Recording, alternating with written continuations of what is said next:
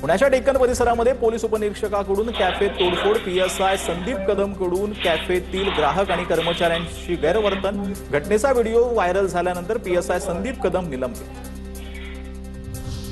मुंबई महापालिकेच्या मुदत ठेवींमध्ये पुन्हा 4109 कोटी रुपयांची घट. एकेकाळी 91,000 कोटींवर असलेल्या ठेवी 4 वर्षात 81,000 कोटींवर. या घसरणीवर आजच्या स्थायी समितीच्या बैठकीत वादळी चर्चा होण्याची शक्यता. मुंबईवर पाणी संकट असताना मोडकसागर धरणाला गळती. धरणाचे पूर्ण नियंत्रण दरवाजाचे रबर सील नादुरुस्त. दुरुस्तीसाठी मुंबई पालिका 98 लाख खर्च करणार. जूनमध्ये विदर्भात सरासरीच्या 39% कमी पाऊस. गडचिरोली, गोंदिया आणि भंडारा जिल्ह्यामध्ये स्थिती अतिशय चिंताजनक. गोंदियामध्ये 74%, गडचिरोलीमध्ये 71% आणि भंडारा जिल्ह्यामध्ये 61% कमी पाऊस. मुंबईकरांकडून नागरी समस्यांबाबत महापालिकेच्या डिजिटल प्लॅटफॉर्मवर तक्रारी वाढल्या. मुंबईतील नागरिकांच्या तक्रारींमध्ये 59% वाढ. पाणी पुरवठा, कचरा व्यवस्थापन, प्रदूषण या संदर्भातील सर्वाधिक तक्रारी.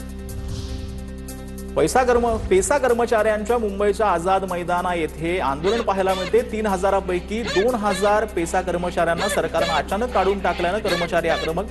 गडचिरोली ते नंदुरबार सर्व आदिवासी जिल्ह्यांमधील पेसा कर्मचारी एकवटले.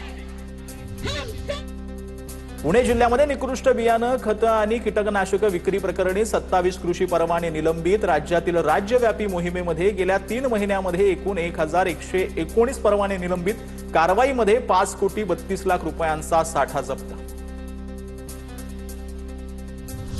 पुण्यातील राजगुरुनगरमध्ये वाढत्या गुन्हेगारीला आळा घालण्यासाठी पोलिसांकडून विशेष नाकाबंदी मोहीम. वाहनांची कसून तपासणी करत विनापरवाना चालक, कागदपत्रांशिवाय वाहनं आणि काळ्या काचा असलेल्या वाहनांवर कारवाई. आता वळूयात देश विदेशातील टॉप 9. गोव्यामध्ये पुढील 60 दिवस समुद्रामध्ये जाण्यास पूर्णपणे बंदी. पाण्यात उतरल्यास थेट तुरुंगात जावं लागणार. पर्यटकांच्या सुरक्षेसाठी प्रशासनाचा महत्त्वाचा निर्णय. पर्यटकांना समुद्रकिनारी फिरण्यास मुभा, मात्र पाण्यात जाण्यास बंदी.